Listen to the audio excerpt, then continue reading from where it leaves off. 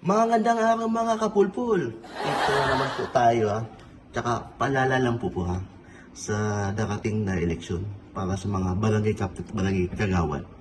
Di na po kami tatanggap ng 30. Ang mahal po kasi ng bilihin ngayon.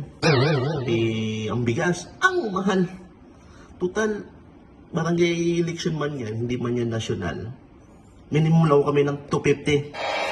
250 okay na po na yun.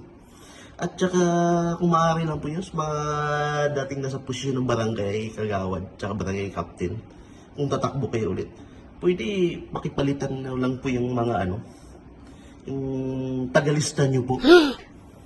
Kasi nung nakaraang pandemic, nagpalista kami.